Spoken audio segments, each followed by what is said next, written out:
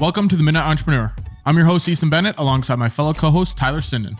We are both entrepreneurs who are learning, growing, and building our own businesses, and our goal is to share our experiences and knowledge to help you grow and become a successful entrepreneur. Strap in. Tyler, what's going on, man? Second week in Tampa. How are you? Tampa Tyler's back at it. I'm doing my best to try not move in this chair. I'm not sure how it was last week, but it's like squeaking nonstop. I don't know. You could probably hear it in my headphones, but I don't know if my mic's picking it up that much. But yeah, not too much. We're just here in Tampa. What's up with you? I can't hear the chair a ton, honestly. I can't even hear it through the headphones. So if I can't hear it, then hopefully the mic can hear. Oh yeah, there it is a little bit. Other than that, nothing really new with me. Just kind of grinding away. Just same old. We love grinding. Episode 25 though, hey? 25. Yeah. Quarter of a decade. Quarter of a decade. 2.5 years we've been doing this. Quarter of a century. One thing I wanted to touch on, something that is new that's been going on, is we've been ripping the Instagram stories.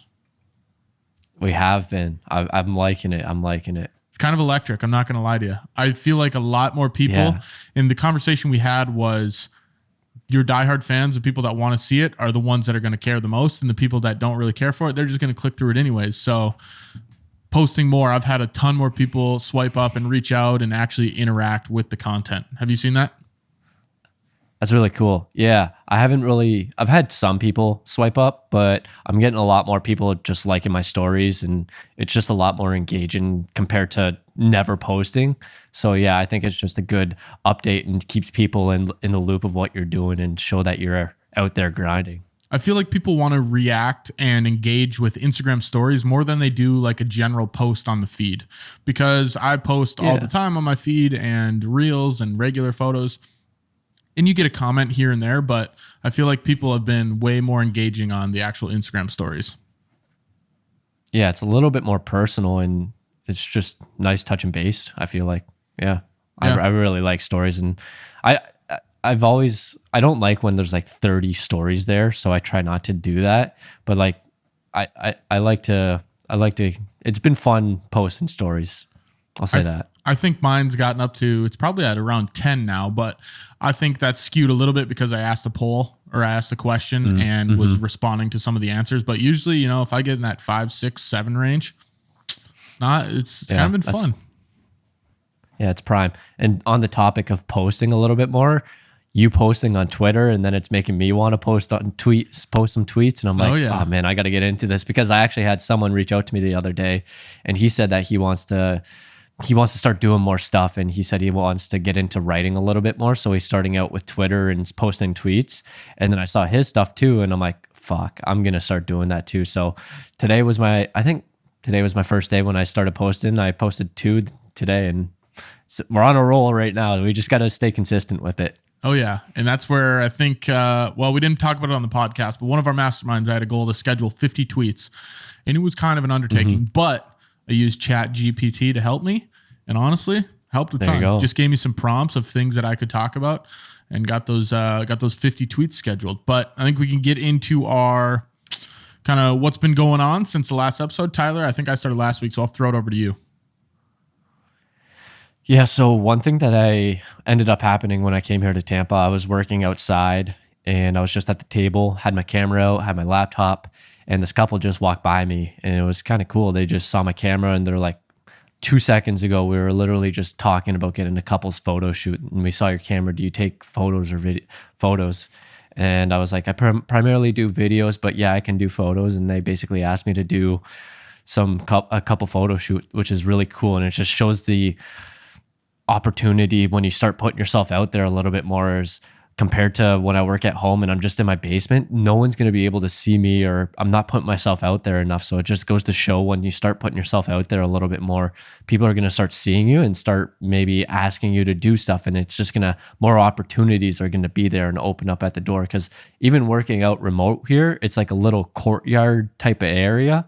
And it's so cool just seeing all these other remote workers just chilling on their, I don't even know if they're remote workers or what they're doing, but so many other people on their laptops, and I'm assuming they're working as well. So it's just really cool being in that environment. And I will say that I'm so much more productive doing that and not being in my house, not being in the basement, comfort of my house. So it's just been really cool being out here working remote.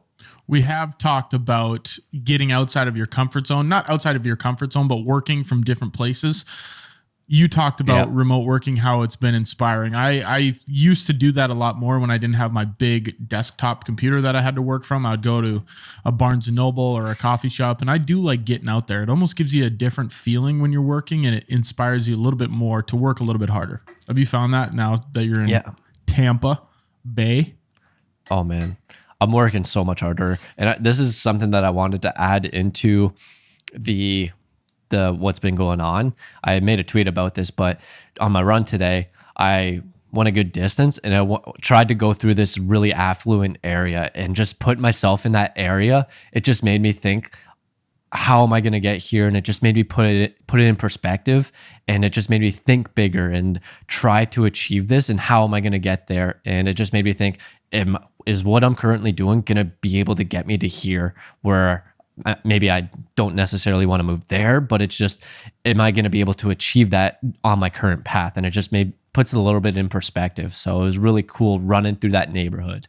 How do you think people can start to manifest these types of things? What would be your advice to these people that maybe haven't seen the light like you saw when you're going on your run? Basically what I just did. You can go through walks, drive your car through these neighborhoods that have nice houses that you maybe want one day.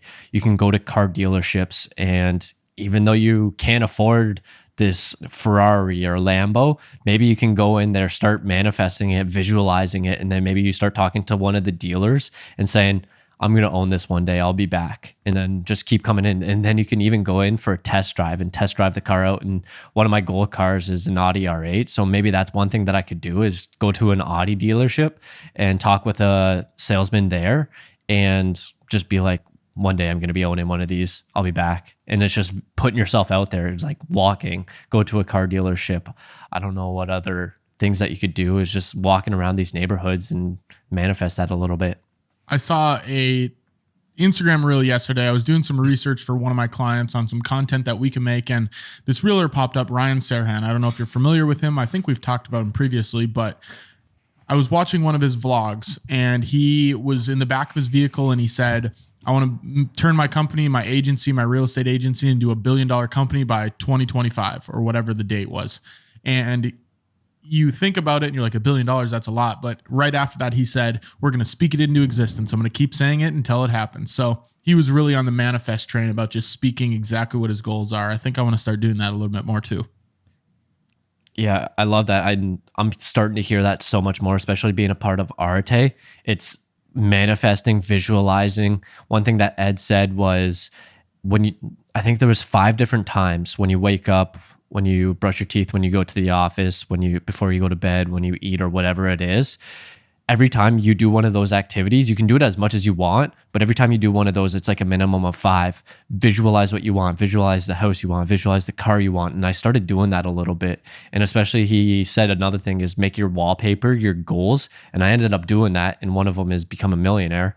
And every time I look at my phone, I go to think, and I think to myself, I'm like, would a millionaire do this? And I'm about to like scroll in Instagram or TikTok or something. And I just think to myself, would a millionaire do this? And it's usually the answer is no. Usually I'm doing something millionaires are not doing. It's funny because we had that conversation that I was going to change my wallpaper and I never did. But now every time I see my wallpaper, I recognize I didn't do it. I think about you, and then I automatically think, would a millionaire do this? So it's somehow working in some weird reverse psychology. Indirectly. Yeah. I'm like, God, I still didn't change my wallpaper. And then I'm like, Tyler, would a millionaire? And I'm like, okay, let's put the phone away. But I've also been tracking my screen time a little bit more, and it's been down a ton. But my numbers are generally skewed because I have a sleep app that it's on the whole night, and it tracks your sleep and then wakes you up when you're at your non-sleepiest, I guess you could say, in like a 20-minute window. So my screen time always says like 10 hours, and I'm like, okay, well, 8 of those hours were when I was sleeping. All right, let's get into a couple more things, just so we're not too long-winded here. Something new for me. Overall productive week, so there's nothing really to talk about other than I got 3 cold outreaches, which is exciting.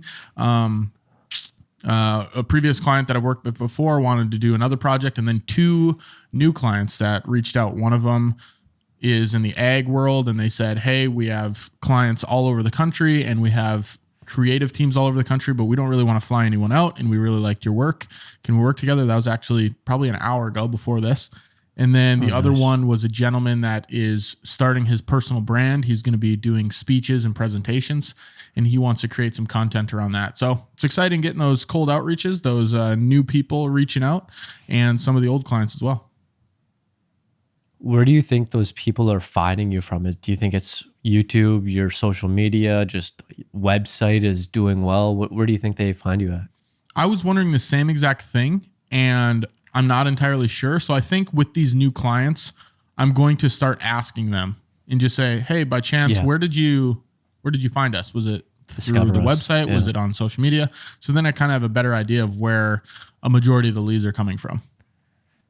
Yeah. And then you're able to focus more of that effort there, because that's obviously having a positive ROI. So if majority of them are coming through Instagram, then maybe it's focusing more effort there and showcasing your work. Yeah. And if a majority of them are the website, I should probably redo my website, update some of that content. I should do that anyways. Every month. Yeah. Maybe create a new reel. Yeah, It's been about a year. I don't know if there's anything else you want to touch on, but one quick thing that I came out of our mastermind was you mentioned, I don't know if you mentioned it or what happened, but it came out of the mastermind is me and Riley, we rotate weeks on posting social posts for Nuevo. And this was our first week doing it. Riley got 1 post in, which is good because we had a little bit of a stint where we weren't really posting much. So I'm thinking the second post that he has to do is a rather easy one. So I'm assuming he'll get it done. So that was one thing that came out of the mastermind, and we're implementing that. So I feel like that's going to go pretty good.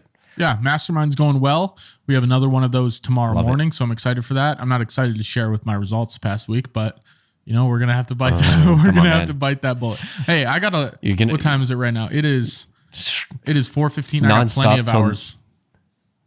Nonstop until you get those done.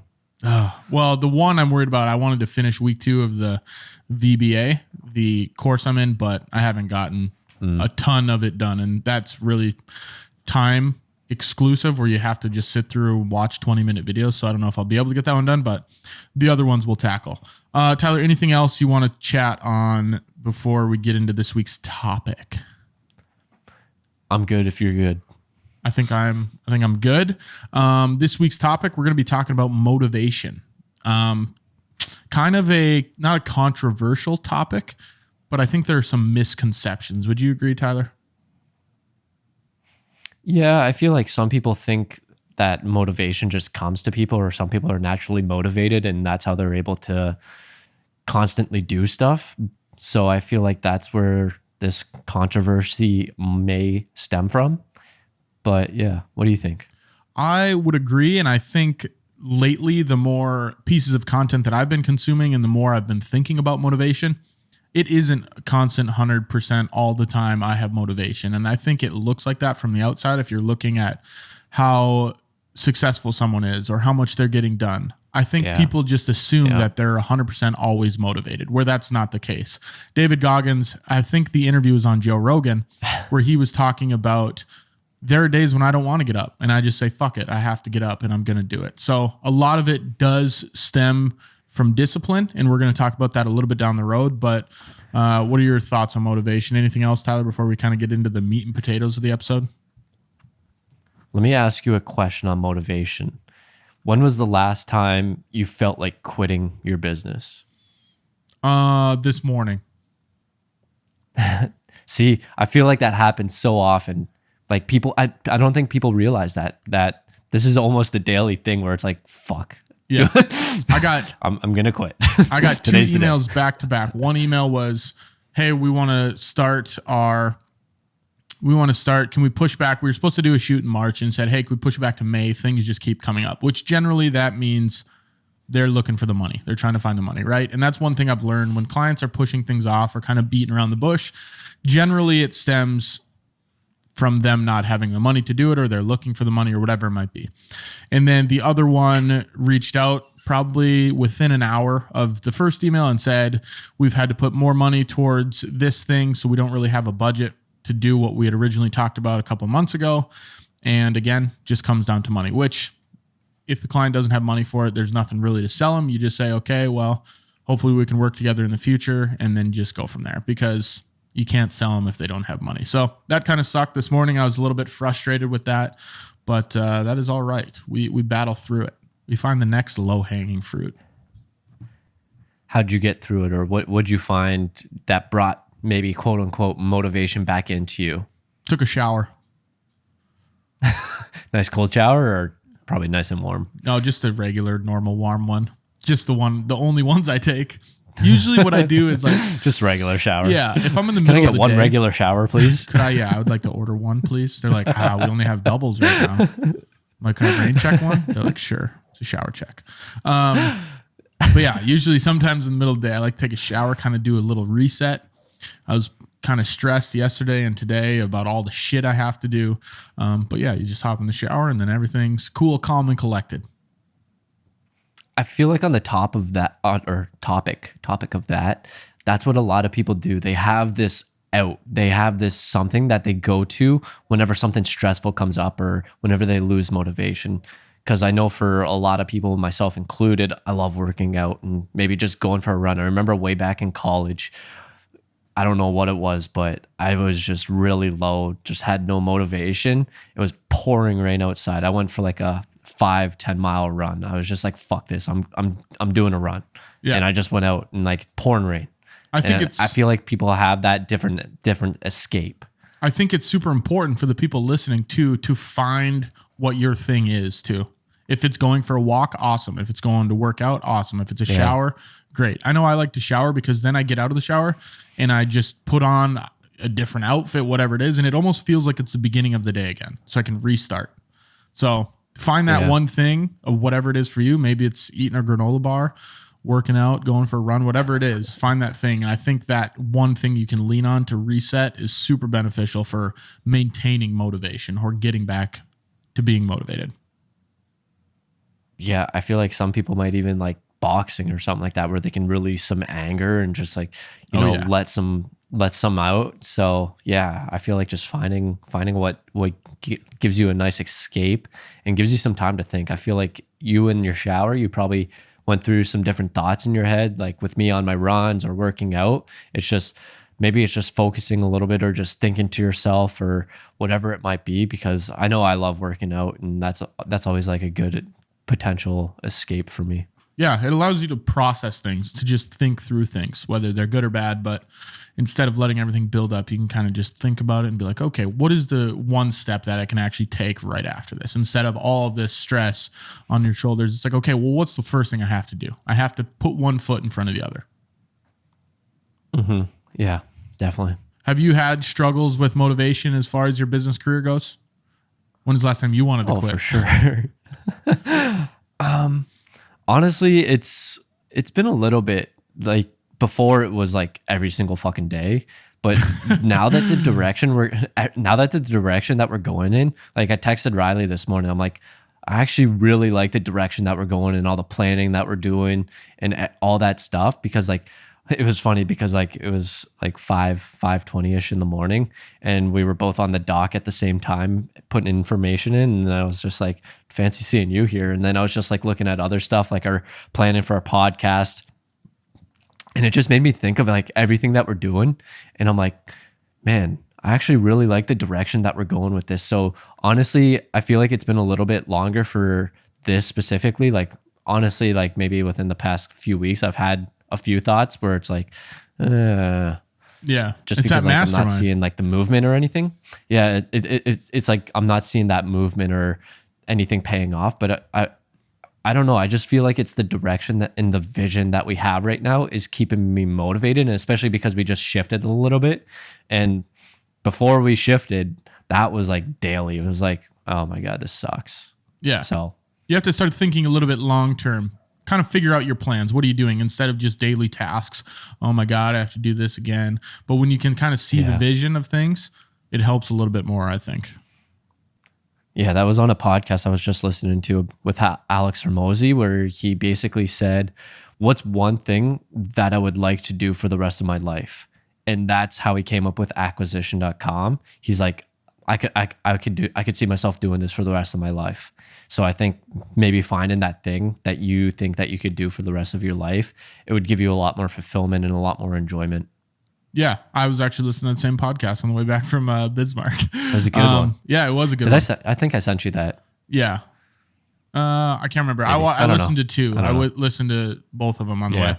All right, let's get into some reasons why someone might be struggling with motivation. And I think the first one is, and we kind of just touched on it a little bit. Maybe you had this experience with Nuevo, but it's losing your path of where you want to go. Do you want to touch on that from your experience with Nuevo a little bit? Yeah, I feel like it stemmed from us starting for the wrong reasons.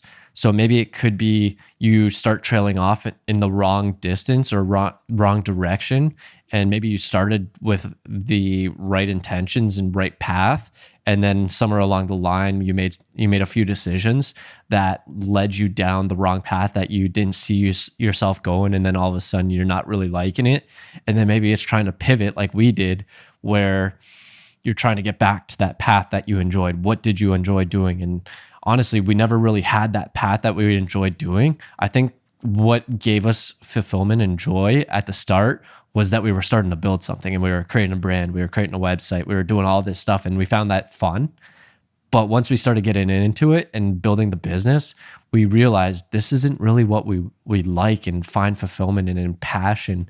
And that's kind of where we started like having that daily lack of motivation where it's like, fuck, I want to quit.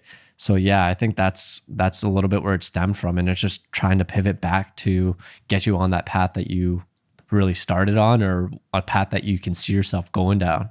So throwing a piece of advice at our audience then, would you say that they should actively look for a reason and a path before they start?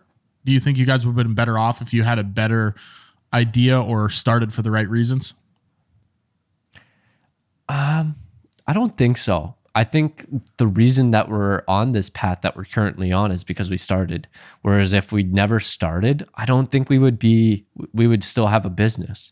Because if you're always waiting for that perfect time, I don't know if that perfect time's ever going to come. So we talked about this on a previous episode, where it's the action, and that sparks your thoughts on, do I like this? Do I not like this? And then it weeds stuff out. So I think inaction is not the choice there. Yeah, I don't know. What do you think? Well, definitely not inaction. I just think a lot of times people go into things blind, which it is good to get started, but figure out why you're going into it. At least have that internal conversation with yourself of, okay, what's the reason I'm doing this for? Do I actually want to do this, or am I just starting a business because someone told me to start a business? So definitely do things. I think you can pull from both ends. Get started like tomorrow, freaking yesterday for all that, start yesterday. Best time to start. Exactly. Best time to start was yesterday. The next best time is right now. But yeah, I mean, figure out what you want to do. At least have that conversation of, okay, what's the reason I'm doing this? So then you at least have somewhat of a path, and that path is definitely going to switch as you move along in your business journey. How can we give some advice to the... Sorry, go ahead. Yeah, I think going off of what you just said, I think that's a good point to bring up, because when we first started, I don't think we had that why. We started for the wrong reasons, like I said. And I think we just started because A, we wanted to start a business, and B, we wanted to make money. And those are obviously not the right reasons to start a business. And now we actually have a purpose, and we're trying to find like that impact that we can make. And now we're more so we're more, what's the word? Something driven, like, driven. I don't want to say, I don't want to say impact driven. No, it's like impact driven. Like we're like the reach that we want to have, and like the impact that we want to have. That's what's more driving us now. Whereas opposed to when we first started, we started because we wanted to make money. Whereas that's obviously not the right reason to start. That's never the right reason to start. I know business people always say, oh, it's so lucrative. Not business people, but people that talk about business say starting your own business that's how you make money. That's how you become wealthy, which is in turn true. But you can't start it just because you want to be wealthy. You have to at least enjoy it or want to do it outside of it. Because perfect transition into our next point, if you don't start it for those reasons, if you start it solely to make money, there are going to be so many times when you think about giving up and that you want to give up. And it's going to be so much harder to get through those thoughts if your only reason for doing it is money. Yeah, I'm trying to find that because there's this quote around this, and I was trying to find it before you stopped talking. It's something about the person that enjoys the journey will travel farther than the person that wants the destination. Something like that.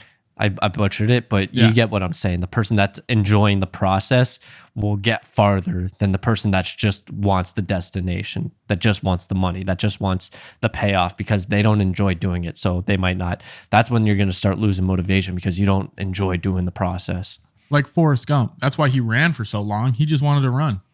He wasn't trying to get to a specific city. He just kept running across the country. So if you picture yourself as Forrest Gump, enjoy the business journey like you're running and you got nowhere to go. I love it. What an analogy. Just be like Forrest Gump. Like, right? Instead of be like works. Mike, it's be like Forrest. Run, Forrest, run. So here's another common thing is your business isn't sticking. What do you think that comes down to, Tyler? If they feel like their business is not, like it's not working, they haven't figured it out. I know my answer. I don't know. My answer is... Okay, well, you tell me. My answer is that you haven't been doing it long enough. You haven't tried enough things. You haven't stuck with it long enough. There might be times when you run a business for 10 years and you haven't made it stick, which, okay, then maybe you can think about maybe I should do something else. But I feel like a lot of the times when people think their business isn't sticking, it's because they haven't been consistent enough with what they're doing. Mm-hmm. It takes time. Like, I don't think people realize how long it takes. And you hear a lot of times about Andy talking about his business, and you just mentioned 10 years. It's funny you say that because I think he was still making dog shit for 10 years. So if he would have quit, think about where he would be right now. He'd fucking be working at McDonald's flipping burgers or some shit. Yeah. So it's like, it's just how long are you willing to endure the suck? And the suck is going to be longer than you originally think when you start the business. I don't think my business started to stick for a couple of years for sure until I was like, okay, I think this is going to be something I can do. Like I talked about this before on the podcast. The first year in business, I made $8,000. Well, if I would have quit after $8,000 in 1 year, I wouldn't be where I'm at today. So really, you just have to mentally tell yourself that eventually it will work. I just have to keep putting in the hours, put in the experience until something does start to click. Yeah, I think it also depends on the type of business that you're running, because there's a lot of service-based type businesses that are able to generate a lot more money right out the bat, whereas opposed to, say, a products business, it's going to take a lot more time because with a products business, you're going to, unless you're selling like a little gadget, like a fidget spinner or something that's a fad, that's just going to come and go. A lot of the times you're in the process of building a brand. You're building a reputable brand that people are trying to flock to. Say with like Lululemon, I'm sure that took them years before they took off. Same with First Form, that took a minimum of 10 years because Andy always talks about it. Nike, that took years. Like when you're building a products-based business, that's going to take a lot more time, I feel like, compared to a service-based business. Oh, I 100% agree, because the service-based business, a lot of the times you can sell your services based on your personality, whereas the product, you really have to create a brand around that product. I almost look at it as, you've seen the compound growth hockey stick images. Yeah. Like it's, you start here and you don't start gaining momentum, but then once you do, after 10 years, it's like straight up. So that's one thing I do visualize a lot in my head. It's like, okay, this is where I'm at in this graph. I might be gaining a little bit of momentum, but I'm still, the part where it starts going vertical is still so many years down the road. Yeah, exactly. And one thing that comes to my mind, or one example that comes to my mind, and this is so it's an outlier in a sense, where Logan Paul started his, I don't know, it's energy drinks or whatever it is, his Prime drinks. And I think I read they made $250 million in the first year of business. Obviously, that's a little bit different because they have the face of the business behind it with Logan Paul. And Logan Paul has been around, I don't know, probably at least 10 years. So he's been building his personal brand up over these years. And then with that personal brand, he built out a product that attached to his name. So he has that following already. Whereas if you're just starting and you're a nobody, that's going to take years, because you could look at his personal brand that he took to build as part of the process to get that product to sell for 250 million. Do you think people are blinded sometimes from influencers starting something on the side after they've already built their personal brand? So then people think it's easier to start a product company because they already have millions of followers behind them that are loyal. Do you think people, they can be skewed by that a little bit? I don't think so. For me, it seems fairly commonsensical that Logan Paul launching a drink brand and then selling millions of them because he has his following. It makes sense. But that's on I'd say that's almost on the extreme end, you know? But there's, maybe there's a TikTok follower I just saw that had 40,000 followers, and now he starts this t-shirt brand, whatever it might be. His t-shirt brand is going to make a lot more sales right off the bat because he has 40, 50,000 people that are following him than yours. If you're starting it, you've never made a piece of content and you're trying to now sell t-shirts. Yeah, I agree with that. So I don't know what the question was, but I would agree with that. I can't even remember the question, but I think that's one thing that people should keep in mind. It's like, if I see Emma Chamberlain or whatever that influencer's name is, she just started a coffee company. If I'm like, I could start a coffee company, all she's doing is, making it and then shipping it. Like, she's just white labeling it. Okay, well, that's a little bit different. She has 1 million YouTube subscribers. Or even if it's $40,000. If I compare it to digital assets, if there's a filmmaker that I see on TikTok that's selling preset packs or LUTs, he might be selling those and making $2,000 a month. And I'm like, well, I could make those. That's easy. Well, yeah, but he has 50, 60, 70,000 people that are backing him. So it's a little bit harder for me to do it than him. So just keep that in the back of your mind. That's why personal brand's so important, Tyler. It's huge, man. And, I think we're working on it. So hopefully we'll get there. I got to start posting get back to reels. But right now I'm just trying to focus with Eddie, but we'll get there. Hey, we'll get there. And that's what we're talking about, figuring out our target market and then working backwards. I think we had an episode on target audience or target market. Tomato, potato. Exactly. We'll get there. Do you have anything about trying to see the end destination or the end goal when you can't see it? I feel like we touched on this a little bit, but yeah, I think it's just, even if you can't see it, just keep moving forward until you do. Eventually something's going to open your eyes to the end goal. A lot of times I would struggle to see the end goal until, maybe I'd have a conversation with you. And then I would think, man, okay, that's maybe the direction I want to go. Or then we started the masterminds and my mind started to expand a little bit more. And then I joined this coaching program and I thought, oh, okay, maybe this is more of the route I want to go. So things get thrown at you that open up your eyes to different avenues and different paths. And I think that's what you have to keep in mind when you are going through business. You might have 5, 6, 7, 27, 28 days in a row where it's like, fuck, this sucks. But then one day something's going to click where you're like, oh, okay, now I have some motivation to hit that point. What are your thoughts? Yeah, we talked a little bit about it, but it's enjoying the process. But I was just thinking when you were talking about it, it seems like the carrot, dangling the carrot right in front of you, and it's a goal that you're never going to end up hitting or achieving.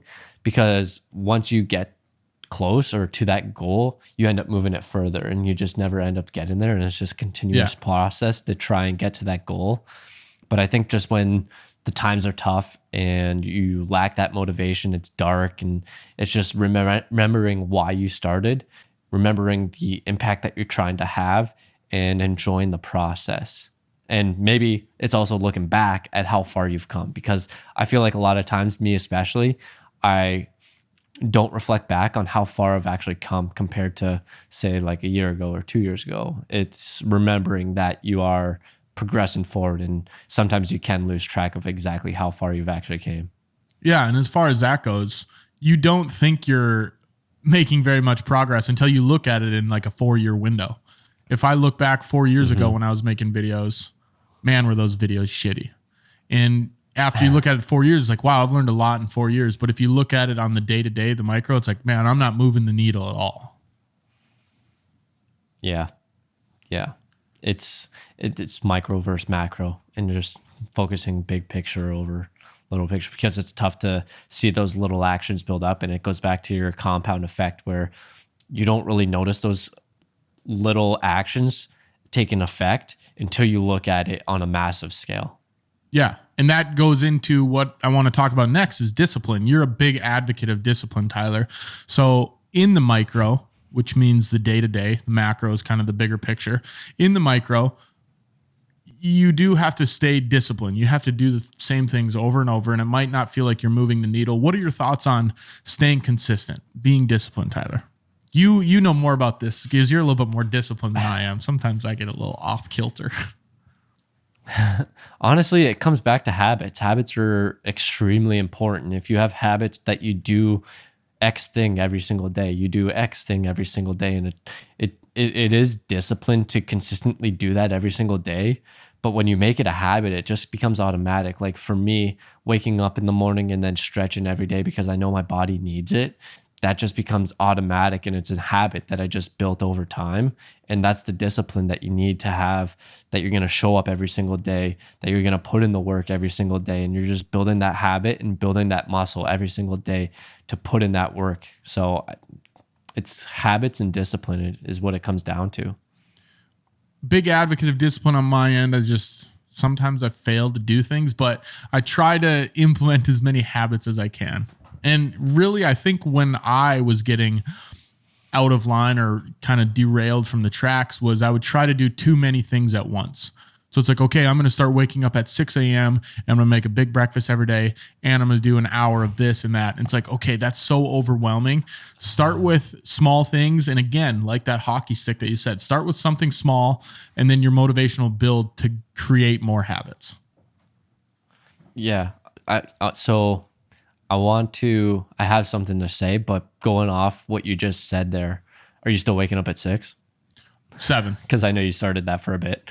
7. Okay. I think I woke up at 6 probably about a year ago. It was last summer. Last summer, I think I did it for a month, and then I don't know. I think the funny thing about waking up at 6 is it only takes one day to ruin it. You wake up at 6 for 2 weeks straight, and then you wake up one day at 10 a.m. and you're like, fuck. Yeah. You just got to build that muscle, and then your body will realize what time to wake up at. I think 7's my window. 7's good because 7 still feels like I'm getting up and I'm starting work before everyone else is, and then just work later into the night. But yeah, 6, maybe I'll be there one day, but 7's a sweet spot for me right now. I mean, just do what works for you at the same time, because not everyone likes to wake up at 4, 5, 6 o'clock. Yeah. So honestly, I think the reason I first started it was because of the mental aspect of it. Like, I don't like to compare myself to other people, but in this area, when I first started doing it, it was so I think I started waking up at 5 really consistently. And then when I put it into perspective, like by the time it's 8 o'clock, I've already stretched, I've already worked out, I've already read a chapter in a book, and I've already maybe eaten breakfast. I've already done all this stuff, and people are just waking up. Think of how far ahead that you are compared to these other people. And maybe other people, they just lay in bed all day. And I don't like comparing myself to other people. I like comparing myself to myself. So I don't really, like right now, I don't look at that at all. But I just think like the amount of stuff that I'm able to do in the morning is it's just really good. And what I started doing was implementing what Alex Hormozy always talks about is, I think the best morning routine is just getting straight to work. And I've done that a few times recently. And I did it, I think on the weekend. And basically I think I woke up around, I think it was 4:50 or 5:50, and I went straight to work, and I worked for 5 hours straight. And I think you said it, where it's like Alex says he'll do more in the first 4 hours of a day than you'll do in a whole week. And that's what I felt like. Yeah, that's one thing I've always been a fan of. And that's one thing that maybe I can hold over your head if we're doing a fun little game is that every single day when I wake up, have a coffee and just immediately start working. I usually don't even have breakfast on most days. Where I don't I've never been a huge fan of people that say, oh, you got to wake up in the morning and then you have to do your gratitude journal, and then you have to do a cold plunge, and then you have to do this, that, the other thing. I'm like, God, you're just wasting time, man. I wake up and just go sit down. 4 Like, hours later, let's start the day. Yeah. And even if it's like, okay, you just did 4 hours of morning routine. Good work. But I wake up and get working and, maybe an hour or two in, I'll go and make myself a bagel. But yeah, I mean, I just like to sit down, have my coffee, and just burn my eyeballs into a computer screen. It's fun. Yeah. Yeah. I've been doing that recently. And yeah, I do like doing that, and just getting to work this morning was pretty good too. Not gonna lie. Seems like you're on the right path, getting back into it. A good callback. Let's talk about sorry, go ahead. Hold up. So this is one thing that I forgot, or this is what I wanted to circle back to. It's really cool. So I look back, when I was in college, I wrote out like a journal, and it was like a little daily plan. And then it was, I don't know, I tried to gamify it basically. And what I wrote out was 10 or so different tasks that I needed to do on that day. And I ranked them in order. So like 1 was least important, and then it went to 10, and 10 was most important. And basically, if I didn't do that task, I would add that onto my daily total. And then I tried to make that daily total as little as possible. Okay. So it was really cool doing that. Yeah. So a few of them off the top of my head was like work out, spend less than 30 minutes on YouTube, don't play PS4. So those were just a couple examples. And then I tried to make it as low as possible during school. And what it was really cool about that, when I look back at it like a year later, I still was doing a lot of, like, maybe one of them was reading a book. I was still doing a lot of those habits. And like when I started that, I ended up selling my PS4 a couple weeks later. And like when I look back at it, I'm like, holy shit, that actually had a pretty big impact on my life. And I'm still doing those habits. So it was really cool to look back at that. Exactly. Life golf. Gamify it, man. Gamify it. Gamify your life. I think I made a YouTube say that. I think I made a YouTube video on this. It was actually really impactful when I look back at it. Look at you changing your life, Tyler. I'm so proud of you. Proud you, man. One step at a time. Thanks, exactly. Man. I really appreciate it. Let's get into some micro motivation tactics. So again, we talked about micro a little bit earlier, being the day-to-day things that you can change. Here's some things that we've brainstormed that might be able to give you some motivation. But again, motivation isn't always 100% of the time. So keep that in the back of your mind. Tyler, I think we could just go back and forth. I'll talk about the first one, you throw it to the second one. So one thing we talked about earlier, go for a walk, get some fresh air. I know getting the sun on my skin, not as much in the winter, but when I'm working in the summer, I have a little patio in my backyard. Sometimes I'll just take my iPad and just go sit in the backyard. It's good to get some sun. Good to hear the birds chirping. Give yourself a little break. Yep, the bunnies running under my shed. I'm gonna kill those fuckers, but yeah, it's good to get some. It's good to get some sun. Go for a walk, or even maybe just go sit outside or stand outside. Yeah, and to build off that a little bit, we touched on this earlier in the episode. If you do work remote, go out to a remote location like I'm doing right now. Just being out, and I actually just saw a TikTok on this where you can go to a really expensive hotel lounge and get a coffee there instead of going to like your local Starbucks. Just surrounding yourself in this environment. This actually goes back onto the other point that you were asking about, surrounding yourself like with these affirmation or like visualization. Just going to like a really expensive hotel and buying a coffee there and working there, and maybe get dressed up a little bit, because it's too often like we often don't dress up very much. So it's like dressing up a little bit and yeah, right. So yeah, I think that was just a little bit building off of it. But going on to the next one, take a little break and maybe eat a meal. Get something in your system, maybe a banana, give yourself a little bit of energy, maybe an energy bar. I think breaks are really important. Judging these first few and looking at the rest of them, breaks are important. Yeah. And that's the thing. It doesn't have to be huge breaks either. 10, 15 minutes, max. There are multiple times where I just walked to my kitchen and I'm like, I got to get a granola bar or something. I've been sitting in that chair too long. And then you just get up, you walk around, it resets yourself a little bit, and then you're on to the next part of your day. Yeah, exactly. Go to the gym. I don't do this. Tyler does this, but middle of the day, go to the gym, pump some iron.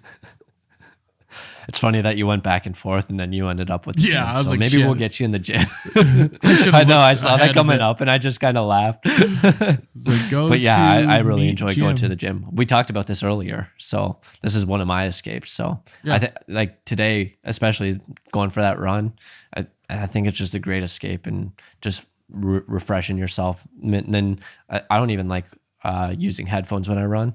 So it gives me a lot of time to just think. And like today on my run, just running past those big houses, I'm like, damn. These are big houses. I was going to say you could listen to The Great Escape by Gwen Stefani, but you went no headphones. So that's off the table. Yeah. All right. Next one, Tyler. Accountability partners. I think this ties into our mastermind call. And then especially with Riley and I, when we were at college, or when I was at college, we had weekly accountability calls. And I found those first few days after the accountability calls, that was the most productive I would be throughout the week. So I think just brainstorming with other people that can help you, and it's just keeping you accountable to move forward, and they can just offer tips. Yeah, it's amazing what can happen when you have conversations with people that are in the same general state of mind. So if Tyler's trying to grow his business, I'm trying to grow my business. It's good to bounce ideas off each other and just hold each other accountable instead of doing everything on your own, because it does get a little bit difficult doing it on your own. One thing I have found, next point on the list, a motivational podcast or a YouTube video. Sometimes when I'm not in the mood to do anything business related and I want to just sit there and be a POS, I'll throw on a business podcast, whether it be Hermosi's, whether it be, I lost all thoughts of any business podcast I've ever listened to, but I'll throw on a business podcast, and that kind of gets me in the mindset and gets my brain churning of, okay, now I have some business ideas I could do, or maybe I want to work on this now because I have motivation from these people that I'm listening to, or, a video you're watching. You have any go-to motivational YouTubers that you like to listen to that get you fired up? I used to listen to Gary Vee all the time, but I pretty much could recite all of his messages back to you. So I've since shied away from that. But no, I don't watch a ton of YouTube videos anymore. I used to watch a bunch every day, but now it's mainly podcasts. And I'd say Hormozy is the biggest one. And then I can't even remember what Real AF, is that what it is? Yeah, I always forget what it's called, but it's saved show on my podcast. So yeah, I mean, I have a couple that I just go back to and then listen to those and then run with it. I also have one called the 505 Podcast. It's focused more on creatives. It's 3 videographers. One works for the Lakers, one does freelance stuff, and then one shoots photos for Loud Luxury.